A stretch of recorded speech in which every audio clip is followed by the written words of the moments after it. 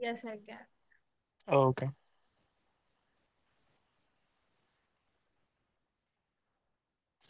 Right. So let's just revise जो हमने पिछली क्लास में किया था।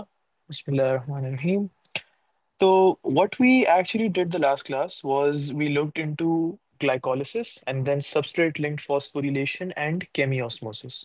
तो हमने ये देखा था कि substrate linked phosphorylation and chemiosmosis ये वो दो तरीके हैं, these are two different processes based off of which we produce ATP molecules during respiration।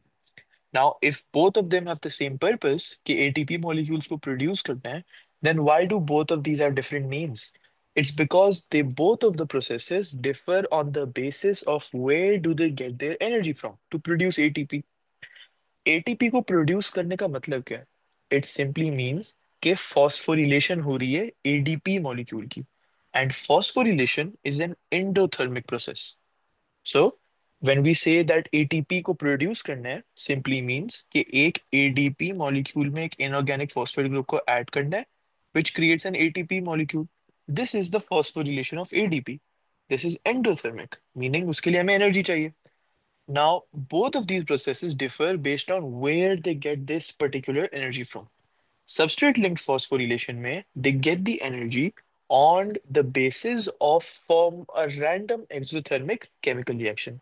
कोई भी chemical reaction हो रहा होगा, if that chemical reaction is exothermic, वो energy release करेगा और ये energy हम use करेंगे for the phosphorylation of ADP। केमियोसोसिस में क्या होता है कि ये सिर्फ और सिर्फ firstly only comes into play when we talk about oxidative phosphorylation. मतलब whenever we are on the stage of oxidative phosphorylation, only then is where chemiosmosis will take place. अब इसमें होता क्या है? We have hydrogen ions in the mitochondrial matrix. When the hydrogen ions move, again, this is just brief. We'll talk about in detail when we go on to oxidative phosphorylation. When they go into the mitochondria, the intermembranous space, and then they come back, they move back into the mitochondrial matrix through facilitated diffusion through the ATP synthase enzyme, and they lose energy while doing so. ये energy ATP synthase enzyme use करता है और वो ATP की synthesis करता है। Simple. And then we talked about all of glycolysis जिसमें जो सारे प्रोसेसेस आते हैं, एंड हमारे नेट में two NADH and two ATP molecules produce हुए। राइट, टुडेज क्लास हम शुरू करेंगे इससे कि एनएडी मॉलिक्यूल का मतलब क्या है। एनएडी का अगर हम फुल फॉर्म देखें तो उसका फुल फॉर्म है nicotine amide adenine di nucleotide, making it NAD. अब ये एनएडी है क्या? एनएडी एसेंशियली एक हाइड्रोजन कैरियर है। अगेन, इसके नाम से ही वी अंडरस्टैंड द फैक्ट कि इसका पर्पस है to carry hydrogen, and carry the hydrogen up till when? Carry the hydrogen until the last stage of aerobic respiration, which is oxidative phosphorylation. It needs to carry the hydrogen, these hydrogen carriers, until oxidative phosphorylation. So I'll write this down: carry hydrogen until the last stage of aerobic respiration. Anaerobic respiration में इसका एक दूसरा use होता है, meaning it's a shorter amount of time के लिए वो carry करता है। We look into that later. अभी for aerobic respiration it carries the hydrogen until the last stage. अब एनएडी एनएडीएच कैसे बनता है? एनएडी एनएडीएच बनता है जब एनएडी की रिडक्शन होती है। एंड रिडक्शन हमने केमिस्ट्री में पढ़ा हुआ है, it simply means the gaining of hydrogen. So when it gains hydrogen we add an H in the end, this becomes nicotine amide adenine dinucleotide hydrogen. मतलब ये हाइड्रोजन कैरियर अब full है, इसके अंदर हाइड्रोजन आ चुका है। Now the other thing we wanted to look at today was कि ये हाइड्रोजन कैरियर हाइड्रोजन को टेकअप कैसे करता है। So I'll write a chemical reaction here and then I'll explain it. NAD plus a hydrogen ion makes NADH. अब इसमें एक चीज समझने की है। Whenever we talk about hydrogen being released, तो वो कब हो रही थी? When we were talking about dehydrogenation, right? पूरे glycolysis के प्रोसेस में dehydrogenation एक ही बार हुई है, which released two hydrogen atoms. Now जब NAD टेकअप करता है NADH को, तो ये हाइड्रोजन एटम्स को टेकअप नहीं करता है, it takes up hydrogen ions, and these hydrogen ions are not H plus, it's the negative ions, it's the anions, which is H minus, and these have a pair of electrons. यहाँ तक like did you understand it here? Yes, sir. Okay. So it's obviously hydrogen atoms which are released, obviously. लेकिन कभी भी hydrogen atom NAD take up नहीं करता है, hydrogen ion को take up करता है। हाइड्रोजन आयन कौन सा? H प्लस वाला नहीं, H माइनस वाला, वो जिसके पास एक लोन पेयर ऑफ इलेक्ट्रॉन है, इसको वो टेकअप करेगा और वो NADH बन जाएगा। Right. Now moving on to the story जो हम देख रहे थे कि ग्लाइकोलिसिस के एंड में वन ग्लूकोज मॉलिक्यूल को हमने ब्रेक किया था और टू केमिकली ब्रेक डाउन किया था, and we got to pyruvate molecules. Now let's start with the story. The thing is, glycolysis जो प्रोसेस है वो साइटोप्लाज्म में क्यों होता है? Could you tell? Glycolysis, why does it take place in the cytoplasm? Itself, it's a anaerobic process, so it's take place in the cytoplasm. See? Correct, because ये एक ऐसा प्रोसेस है जो कि कॉमन है, it's common to both aerobic respiration and anaerobic respiration. तो जब ये यहाँ पे it takes place in both aerobic and anaerobic, so जो प्रोसेसेस सिर्फ एरोबिक के स्पेसिफिक हैं that is in the mitochondria, जो सिर्फ एनारोबिक में होते हैं साइटोप्लाज्म, जो दोनों एरोबिक एंड एनारोबिक में होते हैं इन द साइटोप्लाज्म आल्सो। तो क्योंकि glycolysis is a process common to both aerobic and anaerobic, ये साइटोप्लाज्म में होता है, मतलब द पायरुवेट मॉलिक्यूल जो प्रोड्यूस होते हैं वो साइटोप्लाज्म में प्रोड्यूस होते हैं। अब ये प्रोसेस तो दोनों तरीके की रेस्पिरेशन में होता है, तो अब ये कैसे डिसाइड करें कि पायरुवेट को एरोबिक के लिए यूज करना है अब या एनारोबिक के लिए यूज करना है? तो यहाँ पे जो डिफरिंग फैक्टर है, मतलब जिसकी बेसिस पे हम डिसाइड करेंगे कि what to do next with pyruvate, is called the availability of oxygen in the cell. ये मैं फिर एक्सप्लेन करता हूँ। The availability of oxygen in the cell, मतलब कि साइटोप्लाज्म में ग्लाइकोलिसिस का प्रोसेस कंप्लीट हो गया, एक ग्लूकोज ने दो पायरुवेट मॉलिक्यूल्स को बना दिए जो कि अभी साइटोप्लाज्म में। अब इस पायरुवेट को हम एरोबिक के लिए यूज करें या इस पायरुवेट को हम एनारोबिक में यूज करें, ये कौन डिसाइड करेगा? ये डिसाइड करेगा if oxygen is available in the cell और not. So if available, if the oxygen cell में अवेलेबल है, then the pyruvate molecules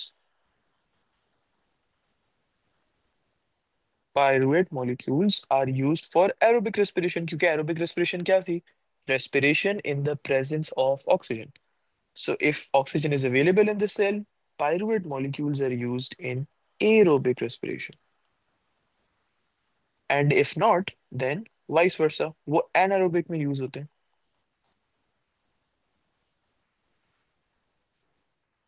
So for now we will assume कि हमारे सेल में ऑक्सीजन अवेलेबल है।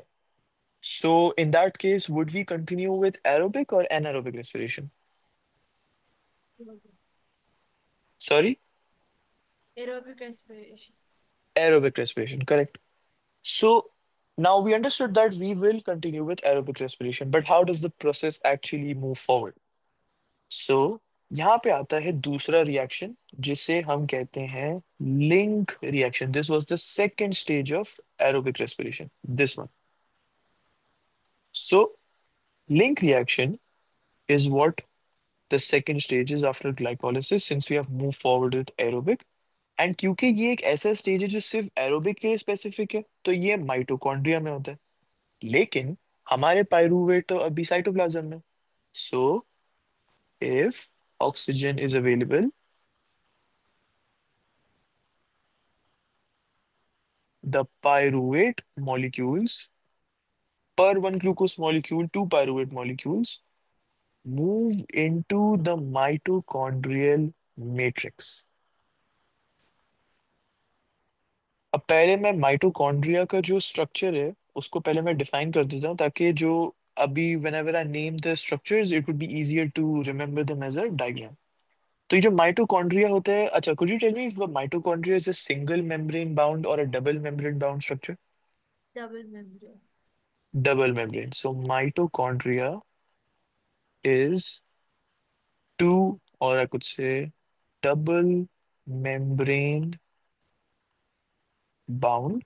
So just as a refresher for AS, ये उसके अंदर का मेम्ब्रेन होता है, ये उसके बाहर का मेम्ब्रेन होता है. The enfoldings of the inner membrane are called cristae. The space between the inner and the outer membrane is called intermembranous space. The matrix or the fluid part inside the inner membrane, जब हम inner membrane के अंदर आ जाते हैं, that is called the matrix, the mitochondrial matrix. So we should not essentially say inside the membrane क्योंकि वो ये वाला part हो जाएगा फिर. It's within the inner membrane. This particular region, this one. Within the inner membrane is called the matrix, cristae, and these two membranes together are called the mitochondrial envelope. Right. तो ये pyruvate फिर move करता है mitochondrial matrix में. अब ये mitochondrial matrix में move किस तरीके से करता है? इट मूव्स क्योंकि मसला ये है कि ये जो माइटोकॉन्ड्रियल एनवेलप है, it's a partially permeable membrane. मतलब कि it's essentially a cell surface membrane but for the mitochondria. और ये जो पायरूवेट का मॉलिक्यूल होता है, ये तो बहुत बड़ा होता है, इट्स रियली बिग. मीनिंग कि नॉर्मल तरीके की डिफ्यूजन से पायरूवेट माइटोकॉन्ड्रिया के अंदर नहीं जा सकता. So how will the pyruvate move into the matrix? Pyruvate moves into the matrix through VDACs. It's called voltage dependent. The full form is voltage dependent anion carriers. जो pyruvate molecule in itself is an anion. और इस pyruvate molecule को matrix तक पहुंचाने के लिए needs to go through the envelope. इस mitochondrial envelope में VDACs प्रेजेंट होते हैं, the voltage dependent anion carriers. So what actually happens, ये पायरूवेट अभी साइटोप्लाज्म में है. When the pyruvate wants to move into the matrix, the voltage changes inside the mitochondria. इसकी वजह से क्या होता है? जब वोल्टेज चेंज होता है तो कैरियर खुल जाता है, and the pyruvate moves in through the membrane and then into the matrix. अब क्योंकि pyruvate एक anion था, जिसको कैरी करने वाले जो कैरी करने वाला सब्सटेंस है उसको VDAC कहते हैं. It's essentially a carrier protein. So this is a carrier protein. And मैं साइड पे कहीं लिख देता हूँ कि pyruvate is an anion. This is why it makes use of anion carriers. And the way, जो तरीका है for it to move into the matrix is through changes in voltage. जब pyruvate comes close to the mitochondrial envelope, voltage change होता है. जो carrier protein है वो खुल जाता है. Pyruvate moves through, the voltage again changes, फिर वो carrier protein बंद हो जाता है. And this is how the pyruvate moves into the matrix. तो ये जो voltage dependent, ये जो दो वर्ड्स हैं, इट सिंपली मीन्स कि वोल्टेज चेंजेस की बेसिस पे ये काम करते हैं. वोल्टेज अगर बढ़ता है तो ये खुलते हैं, वोल्टेज कम होता है तो ये बंद हो जाते हैं. सिंपल ऐसा. Right. So now just keep imagining this कि अब दो पायरुवेट मॉलिक्यूल्स यहाँ पे प्रेजेंट हैं, इस माइटोकॉन्ड्रियल मैट्रिक्स में आ चुके हैं. Now what happens is the link reaction.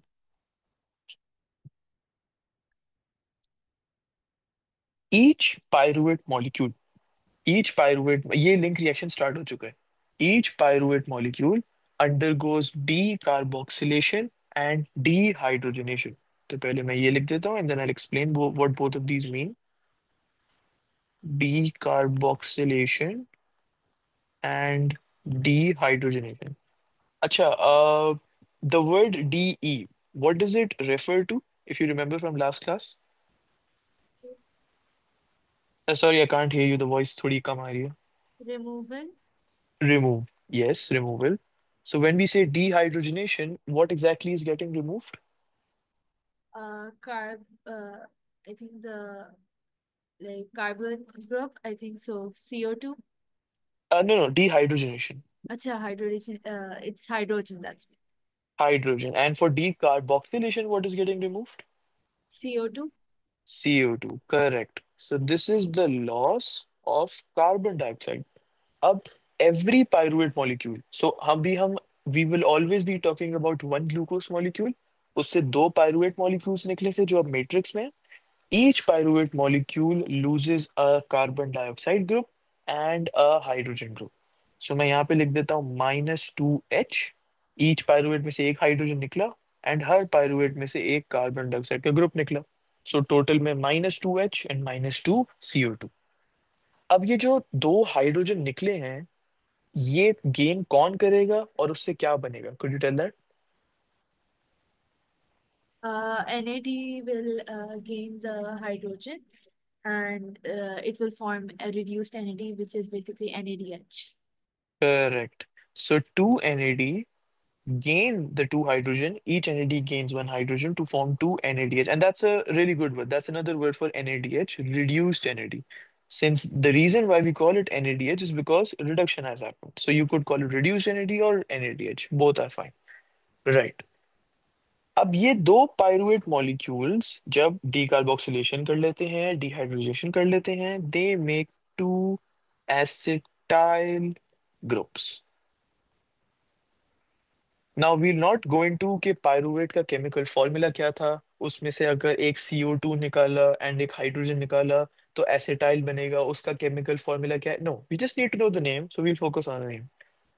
To pyruvate molecules make two acetyl groups. Right. Now this is the completion of the link reaction. अब क्या होता है कि each acetyl group chemically combines or chemically attaches to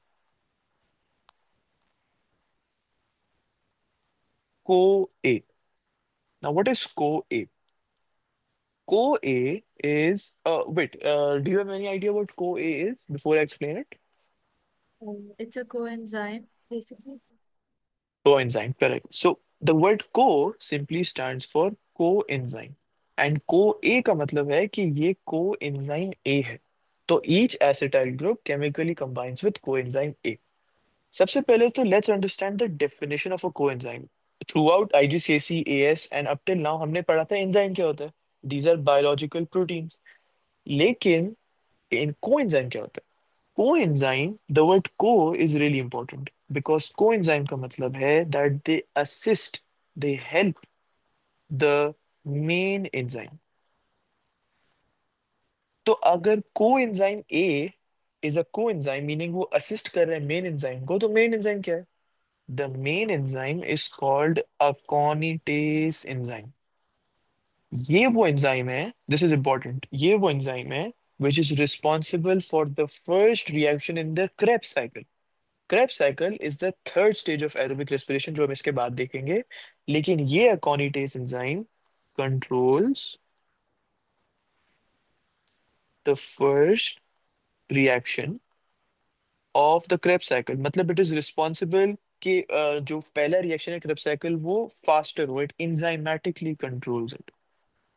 लेकिन अभी तो हम बात कर रहे थे लिंक रिएक्शन की. ये क्रेब्स साइकिल को कंट्रोल करने वाला पहला रिएक्शन का एंजाइम का नाम कहाँ से आया? द रीजन ये नाम आया बिकॉज लिंक रिएक्शन यहाँ पे खत्म हो गया था जब दो एसिटाइल ग्रुप्स प्रोड्यूस हो गए थे. अब बारी आई to take these two acetyl groups and use them in the Krebs cycle. तो अब इन क्रेब्स साइकिल में यूज कैसे किया जाए दो एसिटाइल के ग्रुप्स को? तो होता ये है, अभी भी this entire process is happening in the mitochondrial matrix. Each acetyl group chemically combines with CoA. CoA का मतलब coenzyme A. Coenzyme का मतलब होता है you are assisting the main enzyme. The main enzyme here is aconitase. Now we understood that it's an assistant of the main enzyme. लेकिन how is it actually assisting? The way it's assisting is that जो Krebs cycle का पहला reaction है ना, जो aconitase enzyme control करता है, उस पहले रिएक्शन में एसिटाइल ग्रुप की जरूरत होती है. The first reaction of the Krebs cycle needs the acetyl group. So The problem right now is how do we make the acetyl group reach to the first reaction of the Krebs cycle जहाँ पे वो हो रहा है matrix में वहां तक पहुंचाया कैसे जाए यहाँ पे कोएंजाइम हेल्प करते हैं. So what is the function of the coenzyme? It transports the acetyl groups to the aconitase enzyme. जो एसिटाइल ग्रुप्स हैं जो मैट्रिक्स में है. क्रेब्स साइकिल भी मैट्रिक्स में होता है लेकिन मैट्रिक्स में किसी दूसरी जगह पे हो रहा होता है. So in order to transport this acetyl group to the Krebs cycle, the first reaction of the Krebs cycle जहाँ पे वो हो रहा है, the coenzyme chemically combines with the acetyl group. और वो क्या करता है? It chemically combines with the acetyl group और ये पूरी चीज फिर कहाँ तक चली जाती है? क्रेब्स साइकिल के पहले रिएक्शन तक. So this is how it actually transports the acetyl groups. So मैं यहाँ पे लिख देता हूँ transporting the acetyl groups to aconitase. How does it transport it? By chemically combining with it. इससे आगे बढ़ने से पहले लेट मी नो यहाँ तक कोई सवाल है या नहीं. No, sir. So it's clear. Okay perfect. तो अब यहाँ पे अब जिस पोजीशन पे हम पहुंच गए स्टोरी के वो ये थी कि कोएंजाइम ए है, उसने एसिटाइल ग्रुप के साथ कंबाइन कर लिया. क्यों कंबाइन किया? क्योंकि इसका फंक्शन था in order to transport the acetyl groups to the aconitase. How did it transport it? It combined with it and now it is now transporting it to the Krebs cycle का पहला वाला reaction की location. Before we do that let's understand कि link reaction में जो net products produce हुए थे वो क्या थे. जैसे ग्लाइकोलिसिस में नेट प्रोड्यूस्ड ये हुआ था 2 NADH एंड 2 ATP. यहाँ पे नेट क्या प्रोड्यूस हुआ? We got 2 NADH and we also got 2 carbon dioxide molecules produced. Let's write this. 2 NADH and 2 carbon dioxide molecules were produced at the end of the link reaction. Right. Now we move on to the third stage of aerobic respiration, which is the Krebs cycle. अब ये जो cycle है, obviously the word states cycle. मतलब it's a cycle of continuous reactions. एक के बाद एक reactions हो रहा होता है. And why do I say it's a cycle? Because, now I'll write this sentence, it's important. The product of the first reaction, the product of the first reaction is the substrate of the second reaction. Product of the first is the substrate of the second reaction. Meaning, let's say, यहाँ पे कोई reaction हो रहा था, A converted into B. This was the reaction. Reaction number one. जो दूसरा reaction होगा, उसमें B convert होगा C में. So you see, B was the product of the first reaction, but now it became the substrate of the second reaction. This is how the cycle of continuous reaction actually works. और यही Krebs cycle में हो रहा होता है. अब ये जो मैं डायग्राम बनाऊंगा इसको मैं साइकिल की फॉर्म में नहीं बनाऊंगा, मैं इसको ड्रॉप डाउन इसकी इस फॉर्म में बनाऊंगा जो मैं थ्रू आउट कर रहा था. एंड एंड में I represented in the form of a cycle क्योंकि इस तरीके से ड्रॉ करने में एक्सप्लेनेशन आसानी हो जाती है. At the end to remember it I just draw it in a cycle. Okay now before we start मैं बहुत सारे नाम ऐसे लूंगा जो कि कुछ सिलेबस में नहीं है, कुछ सिलेबस में है. At the and I let you know कौन से नाम याद रखने हैं और कौन से नाम याद नहीं रखने. लेकिन मैं अभी के लिए एवरी सिंगल नेम बताऊंगा which is the most detail Krebs cycle. इससे ज्यादा क्रेब साइकिल डिटेल हो भी नहीं सकती. मतलब when you go into med school इंशाल्लाह इससे ज्यादा मुश्किल क्रेब साइकिल आएगी ही नहीं because that's all there is to it. Right. तो अभी हम जहां पर थे we were in the matrix and we had the coenzyme, we had acetyl CoA which was produced. Acetyl CoA क्या था? एसिटाइल प्लस कोए जिसने ज्वाइन किया था एसिटाइल के साथ टू मेक एसिटाइल कोए. अब ये एसिटाइल कोए माइटोकॉन्ड्रियल मैट्रिक्स में घूम रहा है and now it reaches the first reaction of the Krebs cycle. Krebs cycle का सबसे पहला रिएक्शन है कि oxaloacetate, this is a this is a substance, oxaloacetate को कन्वर्ट करना है सिट्रेट में. But there is a problem. Oxaloacetate is a 4 carbon compound. Citrate is a six carbon compound. Okay, let's stop right here. हम जब pyruvate molecules की बात कर रहे थे, कुड यू टेल मी एक पायरुवेट मॉलिक्यूल में कितने कार्बन होते हैं? 6 carbon, I mean 3 carbons in one. Three. Three carbon and one pyruvate, okay. इसमें से हमने कार्बन डाइऑक्साइड को निकाल दिया, तो अब एक एसिटाइल ग्रुप में कितने कार्बन होंगे? 2 carbons. Two carbon. So two carbon times two, total में फोर कार्बन। अब यहाँ पे ऑक्सैलो एसीटेट है जो कि फोर कार्बन कंपाउंड है, उसको सिट्रेट में कन्वर्ट करना है जो कि सिक्स कार्बन कंपाउंड है, and this is the first reaction that is taking place. तो what do you think, four carbon से सिक्स कार्बन में कैसे जाया जाए? One oxaloacetate molecule will combine with one pyruvate molecule. The thing is pyruvate एक three carbon है, so when we do four plus three तो वो तो सेवन बन जाता है, राइट? तो फोर से सिक्स में कैसे जाया जाए? और pyruvate, pyruvate we are no longer looking at pyruvate ना, क्योंकि वो पायरुवेट तो कन्वर्ट हो चुका है एसिटाइल में। So right now what we have in the matrix is acetyl CoA, oxaloacetate, and we need to convert into citrate. So how do we convert it? Oh, okay. So basically, one oxaloacetate will combine with one acetyl CoA like molecule. Absolutely correct.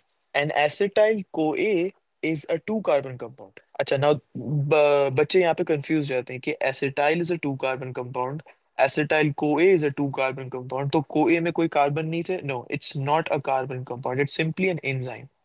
इसके carbon को हम count ही नहीं करते, और वो क्यों नहीं करते वो मैं अभी यहाँ पे बताता हूँ। कि we don't even need to know, it could be a carbon compound but we don't count, that would be a better word. We don't count the carbons in coenzyme A. अब क्यों नहीं काउंट करते? वो इसीलिए क्योंकि जो सबसे पहला रिएक्शन था ना, which was controlled by the aconitase enzyme, जिसके लिए एसिटाइल कोई की जरूरत थी। अब क्या होता है? I have one oxalo acetate, it combines with one acetyl CoA. Acetyl CoA is a two carbon compound. तो यहाँ पे मैंने टू कार्बन लिख दिया, टोटल में फोर प्लस टू, यहाँ पे मेरा बन गया six carbon. Now look at the interesting thing, oxalo acetate क्या करेगा ना? ऑक्सैलो एसिटेट स्मार्ट है। को ए का काम क्या था? को ए का काम था कि एसिटाइल को ऑक्सैलो एसिटेट के करीब लाना, करेक्ट? Yes. तो कोई का काम तो यहाँ पे खत्म हो गया ना, उसकी जो जर्नी थी वो तो खत्म हो गई in assisting the main enzyme, it brought the acetyl to the aconitase enzyme. अब इसका काम खत्म हो गया, so is the coenzyme A needed here और नॉट? No. नो। तो यहाँ पे यही होता है, एक ऑक्सैलो एसिटेट एसिटाइल कोए में से सिर्फ एसिटाइल पार्ट के साथ ज्वाइन करेगा। तो जब वो ज्वाइन करेगा, it makes a six carbon compound, and then it removes the coenzyme A from acetyl CoA. So let's say acetyl CoA कुछ इस तरीके का था, एसिटाइल जिसके साथ को ए अटैच्ड है, just as an example, obviously this is not the correct structure. ये oxaloacetate क्या करेगा? एसिटाइल के साथ कंबाइन करेगा और ये तोड़ देगा, ताकि ये को ए चला जाए and it's not to be added in the reaction. अब ये कोए वापस जाएगा लिंक रिएक्शन में, ये वापस किसी दूसरे एसिटाइल को लाएगा एंड किसी दूसरे ऑक्सैलो एसिटेट के साथ कंबाइन करेगा। ये वाला पार्ट समझ आया? Yes. Okay, so we reached in the part कि we have one oxaloacetate, we have one acetyl CoA, oxalo acetate joins with the acetyl part of the CoA and it removes the coenzyme A from the acetyl CoA. अब हमारा बन गया citrate molecule at the end and a coenzyme A was released. This goes back to the link reaction, अब वो कोई दूसरा acetyl लाएगा। Okay, लेकिन इन द पायरुवेट हमारे दो पायरुवेट मॉलिक्यूल्स प्रोड्यूस हुए थे, एंड जिसकी वजह से दो एसिटाइल कोए प्रोड्यूस हुए थे। यहाँ पे तो सिर्फ एक एसिटाइल कोए यूज हुए। सो बिकॉज हमारे सारे रिएक्शंस हमने किसके दिमाग में रखे किए थे? Keeping in mind of one glucose molecule, right?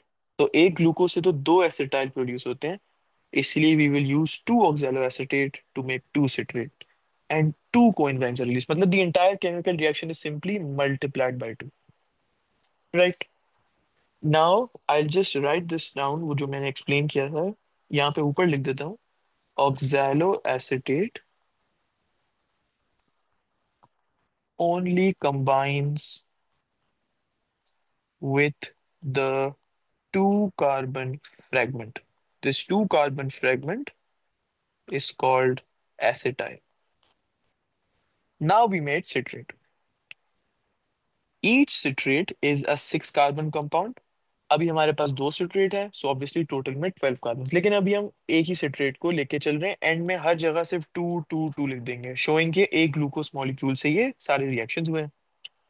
अब हमने ग्लाइकोलिसिस में जैसे पढ़ा था कि अच्छा, could you tell me this, this will help you to memorize also. Glucose 6 phosphate के बाद क्या हुआ था?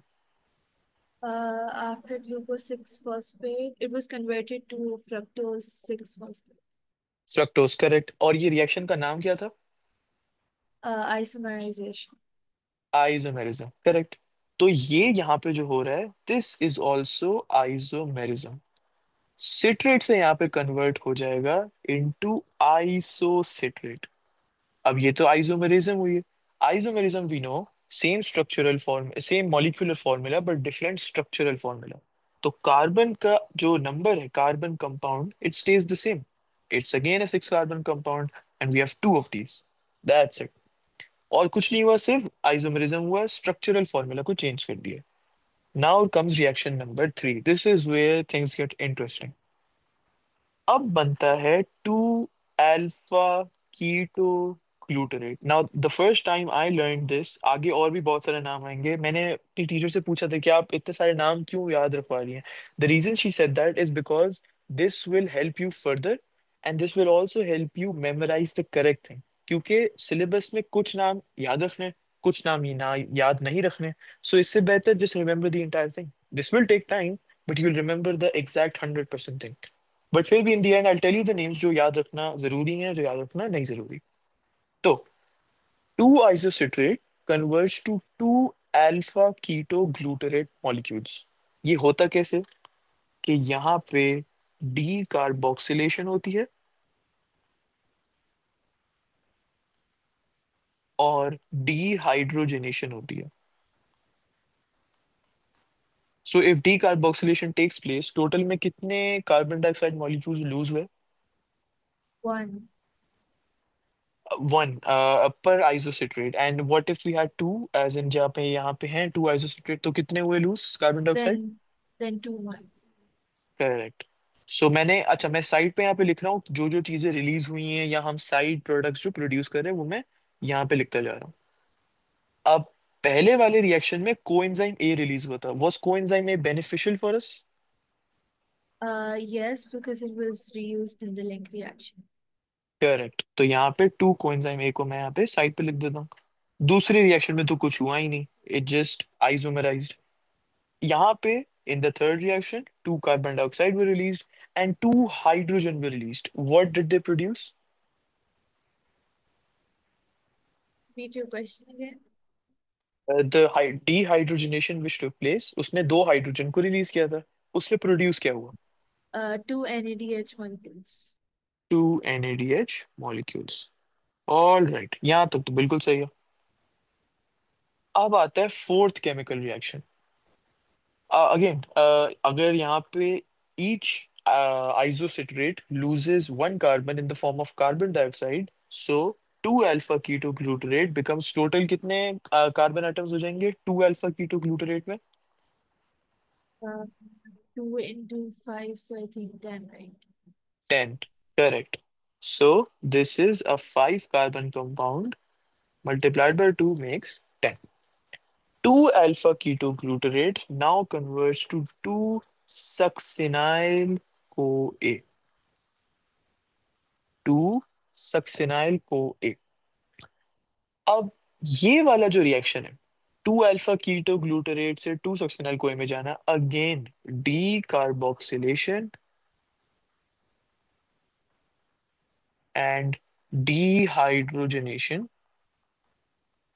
टेक्स प्लेस है। तो अगेन सेम प्रोडक्ट्स ही हमारे पास प्रोड्यूस होंगे कि यहाँ पे टू कार्बन डाइऑक्साइड प्रोड्यूस होगा एंड यहाँ पे टू NADH प्रोड्यूस होगा, मीनिंग कि succinyl CoA now becomes what carbon compound? 4 carbon. 4 carbon, and we have 2, तो ये बन गया total 8. Two succinyl CoA makes two succinate molecules. Again, end में मैं बता दूंगा कौन से नाम याद रखने हैं कौन से नहीं. For now just keep listening. Two succinyl CoA से टू सक्सिनेट मॉलिक्यूल्स. अब ये वाला जो रिएक्शन है, this is a reaction which we have learned. This is a substrate linked reaction. So if it is a substrate linked reaction, what is going to be produced per one succinyl CoA?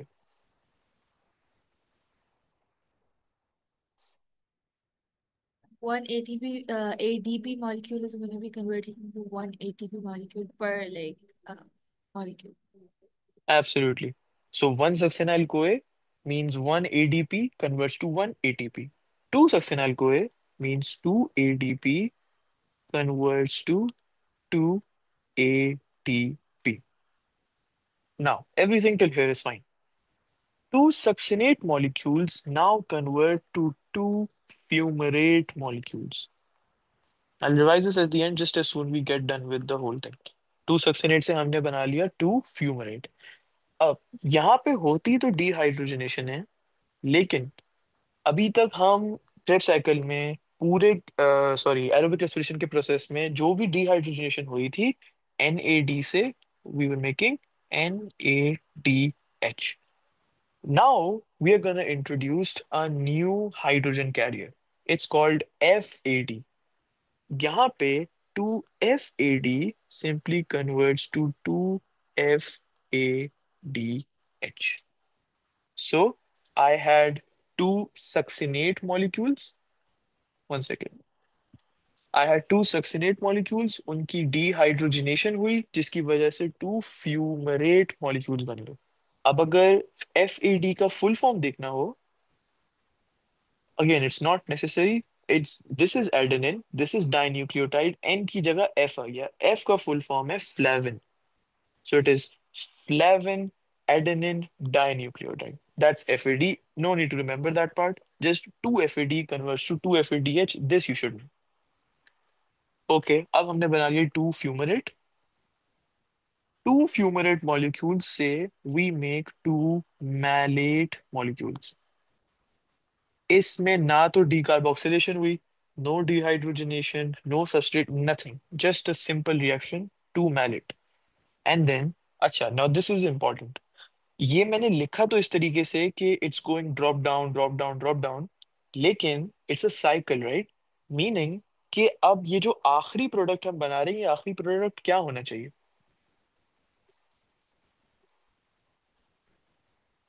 Oxaloacetate again. Correct, because the product of the last reaction becomes the substrate of the first reaction. यही पहला reaction था, right? जिसका substrate oxalo acetate था.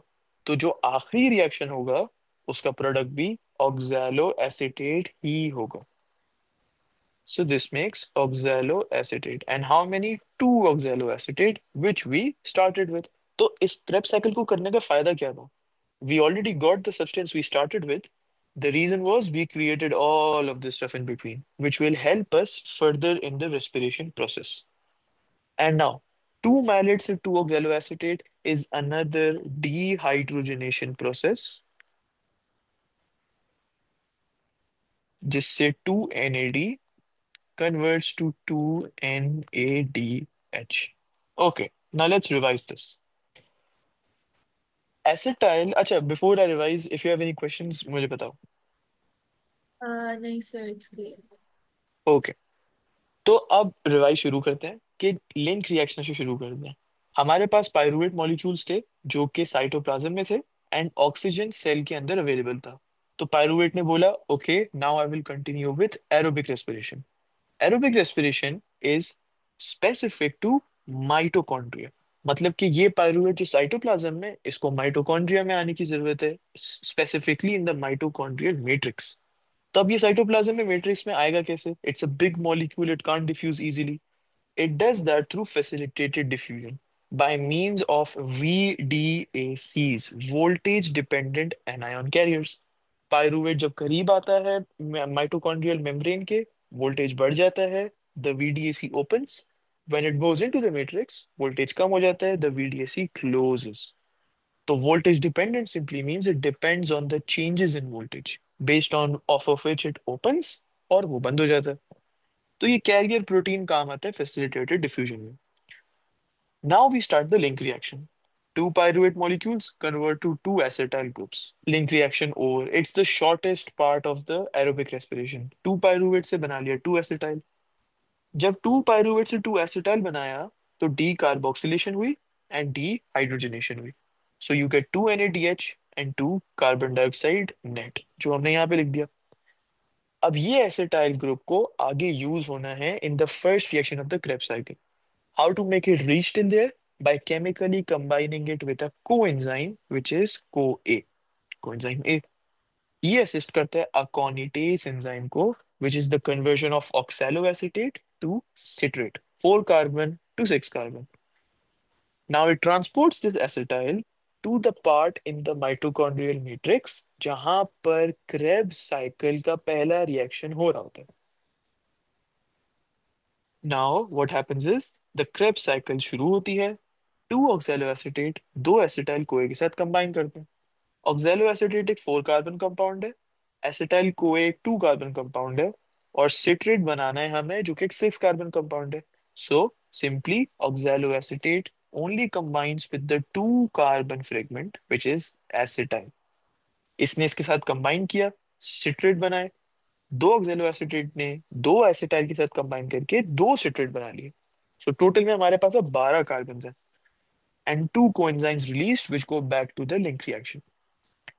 इस citrate की फिर हुई isomerism जिसने बनाया आइसोसिट्रेट. अब now you know a trick which you can use to remember all of these reactions कहाँ पे डीकार्बोक्सिलेशन हो रही है, डिहाइड्रोजनेशन हो रही है, इज कि ऐसे बहुत सारे रिएक्शंस हैं जहाँ पे डीकार्बोक्सिलेशन और डिहाइड्रोजनेशन दोनों हो रही है. Link reaction is an example. जब मैं आइसोसिट्रेट से अल्फा कीटो ग्लूटरेट में जाता हूँ, अगेन दोनों चीजें हो रही होती हैं. When I go from alpha keto glutarate to succinyl CoA, again दोनों चीजें हो रही होती हैं. When I go from succinyl CoA to succinate, ये एक substrate linked reaction या substrate linked phosphorylation है. 2 ADP plus 2 phosphate groups inorganic makes 2 ATP. अब दो सक्सिनेट मॉलिक्यूल्स जो बना लिए इसको 2 फ्यूमरेट में कन्वर्ट करना है, मतलब डिहाइड्रोजनेशन का प्रोसेस करना है. यहाँ पे जो हाइड्रोजन कैरियर यूज होता है वो 2 FAD है जो कन्वर्ट होता है 2 FADH में. Once the fumarate converts to malate जिसके अंदर कुछ भी नहीं हमें मिल रहा होता, इट्स सिंपली एन इंटरमीडिएट, मतलब ये जो रिएक्शन है हर रिएक्शन से हमें कुछ ना कुछ मिल रहा था. दिस वाज सिंपली जीरो, कुछ भी नहीं मिल रहा, सिर्फ फ्यूमरेट मैलेट में कन्वर्ट हो गया. अब जब ये कन्वर्ट हो गया तो बिकॉज इट्स साइकिल एंड में जाके 2 ऑक्सैलो ही प्रोड्यूस होता है और ये बना देता है the end of the Krebs cycle and 2 NADH are produced. अब मैं क्या करता हूँ कि the book right, the blue book, I take a picture from that and I send it here ताकि यू गेट टू नो कि कौन से नाम याद रखने के हैं और कौन से नाम याद रखने के नहीं है. 1 second.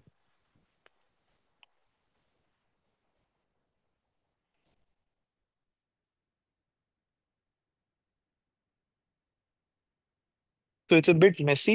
You have the blue book, right? Yes, sir. I Okay, so actually in the use blue, two books at the same time. I use CJ Clegg and also this one. all अच्छा, so you are giving a CIE, right? This A level, not Edexcel वगैरह, right? No, no, no. CI. Right, right. तो CIE के लिए this should be more than enough. अगर वो if it's like a revision book तो yeah, that's really good. But again, क्योंकि इतना syllabus इतना vast है ना A2 का, so I would advise कि जितने अपने resources हैं उनको limit रखो और quality पे like you focus, quantity छोड़ दो, just focus on quality. Okay. So just use one book. Again, you can use any. I use the blue one. You can use any. So यहाँ पे citrate का word mentioned है. I'll label all of the names. Pyruvate is mentioned. Acetyl CoA is mentioned. Now see, oxaloacetate is not mentioned. Is it? Yeah, it is. Never mind. Oxaloacetate ये रहा. Citrate है. फिर ये जो isocitrate बनता है ये mentioned नहीं है. 6 कार्बन दिया हुआ है सिर्फ. फिर अल्फा कीटो ग्लूटारेट भी मेंशन नहीं है, ये मैंने साइड पे इसके नाम लिखे हुए हैं if you want to remember them. उसके बाद जो सक्सेनाइल को ए है वो भी नहीं लिखा हुआ, सक्सिनेट भी नहीं लिखा हुआ, फ्यूमरेट भी नहीं लिखा हुआ, मैलेट भी नहीं लिखा हुआ। You see, Krebs cycle A level biology में बहुत ज्यादा सिंपल है। You simply need to remember oxaloacetate, citrate, that's it. That's it. And just keep reducing the carbons one by one by one. 6 carbon to 5 to 4. यहाँ पे कोई decarboxylation नहीं होती पूरे तीन में. So it remains as 4 carbons until it reaches oxaloacetate. Now एक मसला जो मुझे आया हुआ था, whenever I tried remembering the Krebs cycle without the names, इसके मुझे पता नहीं होता था कि decarboxylation कब होने वाली है। जैसे I knew it would happen here here and here, लेकिन क्या यहाँ होने वाली है, यहाँ होने वाली है, यहाँ होने वाली है, मुझे पता नहीं था। लेकिन if I knew the names, I already knew, क्योंकि हर नेम के साथ मैंने ज्वाइन किया हुआ था नंबर ऑफ कार्बन्स, तो मुझे ऑलरेडी वो पता होता था। But again that's how I remembered it. You can remember the names, you can not remember the names, but on one condition के you should remember decarboxylation कहाँ पे हो रही है। राइट, तो आज के लिए यहीं तक रखते हैं। If you could give a summary for the link reaction and the Krebs cycle. Okay, so basically we learned that the pyruvate molecules after the glycolysis reaction, they move into the mitochondrial matrix through the process of facilitated diffusion, in which we have the carrier, which is VDA, I think VDAC something. Uh, VDACs, yeah. Yeah, VDSCs, and then what happens is that in the link reaction, the both of the pyruvates, they go through decarboxylation and dehydrogenation, and they form two acetyl groups, which then combine with the CoA enzyme and form acetyl CoA. And here the link reaction finishes, and the link reaction, the net gain of the link reaction is basically two carbon dioxide molecules and two NADH. And then in the Krebs cycle, we learned that basically the acetyl CoA and the molecule combines with oxaloacetate. Two of them combine with two oxaloacetates, and the coenzyme is released, which can be reused in the link reaction. And then two citrates are formed, which go through isomerism and form two isocitrates. And after that, the two isocitrates, they go through decarboxylation and dehydrogenation, in which two hydrogens are uh, released and two NADH are formed, and basically carbon dioxide is also released. And then the isocitrate, they form alpha glutamate, I think. And then Glutarate, yeah. yeah, glutarate. And then basically this goes through decarboxylation and dehydrogenation again, and it forms succinyl, I think succinyl something. Succinyl And CoA, yeah. yeah, succinyl CoA, right. Okay, sir, by the way, over here, where does the CoA enzyme go? Like, if it's succinyl CoA, does it get released again? या the सक्सेनाइल कोई फिर उसके बाद succinate में convert हो जाता है, right? सो एक Oh, रिएक्शन वो okay. गेन होता है एंड अगले ही में वो रिमूव हो जाता है फॉर अनदर पर्पस। या Okay. Thank you. And then the succinyl CoA, it goes through substrate level phosphorylation, in which ADP is converted into ATP, and the molecule turns into succinate. And then succinate goes through dehydrogenation, in which the hydrogen carrier FAD turns into FADH. Yes, And then basically the fumarate is formed, and then fumarate goes through fumarate goes through nothing, and then malate malate is formed, I think. Yes And correct, yes, and then malate goes through dehydrogenation again and forms oxaloacetate. Perfect, amazing, okay. अब एक आखिरी चीज, I am trying to see if you remember this. ये वाले reaction का जो enzyme था, could you tell that, पहले रिएक्शन का? Aconitase, I think. Correct, aconitase enzyme. अब ये नाम याद रखवाने के, such as aconitase, ATPase, ATP synthase, ये why am I doing that, the reason is whenever you open इसकी marking scheme कि describe the Krebs cycle, in the earlier papers it was like 8 marks or 10 marks. Now it's like 4 or 5 marks. And always at the end of the marking scheme for the answer, there is always AVP. Have you seen that? Yeah. Yeah, so AVP stands for any valid point. Whenever you write about the aconitase enzyme, you get a free mark right there. Whenever you talk about ATP synthase, ATPase, decarboxylation, dehydrogenation, most students don't even try remembering that. उससे क्या होता है? They are compelled to write वो वाले points जो ऊपर लिखे होते हैं. हमें points यहाँ से ज्यादातर मिल रहे होते हैं and थोड़े से यहाँ से भी मिल रहे होते हैं. तो marks जो maximization हो रही होती है वो ये नाम याद रख के ही हो रही होती है. Right. Uh, Okay. so uh, Yeah. So do you want to continue with oxidative phosphorylation या वो हम अगली क्लास से करें? It's a bit long. तो वो फिर बीच में छोड़ना पड़ेगा. Whatever you say, कुछ भी कर सकते हैं. Sir, it's up to you. आप अगर करवाना चाहें तो you can. I'm free right now. Yeah, so you can continue if you want. Okay, तो फिर हम कंटिन्यू करते हैं. मैं उसको एक ऐसी जगह पे रोक दूंगा जहां से अगला जो स्टार्ट करना हो वो लेसन वो आसान हो जाए. Okay. So the fourth stage of aerobic respiration is oxidative phosphorylation. Now, the reason why it's called oxidative phosphorylation is because सबसे पहले we need to understand दोनों words, right? Whenever we say the word oxidative, what word comes to mind first? Oxygen. Oxygen or oxidation. Right. Oxidation भी दिमाग में आ सकता है, oxygen भी आ सकता है, लेकिन in this case we need to related to oxidation. तो ऑक्सीडेटिव से when you think about oxidation, यहाँ पे ऑक्सीडेशन किस तरीके की हो रही है? Remember all of those hydrogen carriers, in total we had 2 NADH plus 2 FADH plus 2 NADH here, 2 NADH here, फिर 2 NADH यहाँ पर, 2 NADH ग्लाइकोलिसिस के एंड में भी प्रोड्यूस हुए थे राइट हेयर. तो टोटल में to, let's just count it right now. 2, 4, then 6, 8, 10, and 12. We have 10 NADH and 2 FADH. तो ये जो 12 हाइड्रोजन कैरियर्स हैं, इन्होंने हाइड्रोजन को कैरी कब तक करना था? Until the last stage of aerobic respiration, which is oxidative phosphorylation. तो अब ये 12 हाइड्रोजन कैरियर्स यहाँ पे आके ऑक्सीडाइज होंगे. पहले वो रिड्यूस हुए थे. Now these hydrogen carriers oxidize. So the word oxidation refers to the hydrogen carriers. ये hydrogen carriers oxidize हो जाते हैं, ये हाइड्रोजन को लूज कर देते हैं, जो ये हाइड्रोजन को पहले गेन कर रहे थे in the previous stages of aerobic respiration. और यहाँ पे फॉस्फोरिलेशन से you remember the phosphorylation of ADP. ADP जब फॉस्फोरिलेट होता है तो उसके साथ एक इनऑर्गेनिक फॉस्फेट ग्रुप को ऐड किया जाता है और एटीपी बनता है. अब हमने बात की थी about two ways to produce ATP. Oxidative phosphorylation में do you remember which way we were using? Chemiosmosis. Correct. Chemiosmosis इस तरीके की फॉस्फोरिलेशन में यूज हो रहा था, ऑक्सीडेटिव फॉस्फोरिलेशन में in the last stage of aerobic respiration. And this will be explain यहाँ पे डिटेल में when we go on further oxidative phosphorylation को एक्सप्लेन करने में.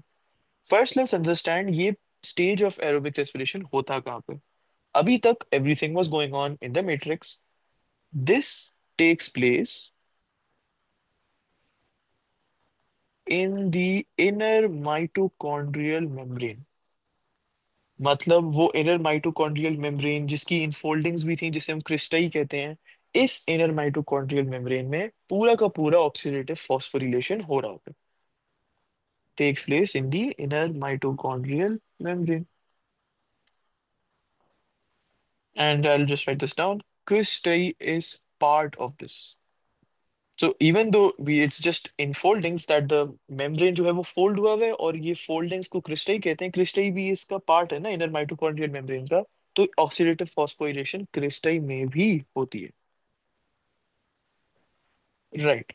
Now let's zoom in to the inner mitochondrial membrane के उसमें होता क्या क्या.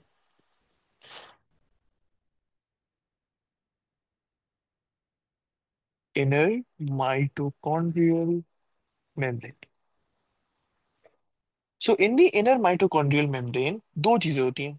The first thing is ETC, This is called electron transport chain, electron transport chain etc. और दूसरी चीज होती है एटीपी सिंथेस एंजाइम। ये दूसरी चीज, द सेकंड सब्सटेंस और the second enzyme will be used when we talk about chemiosmosis.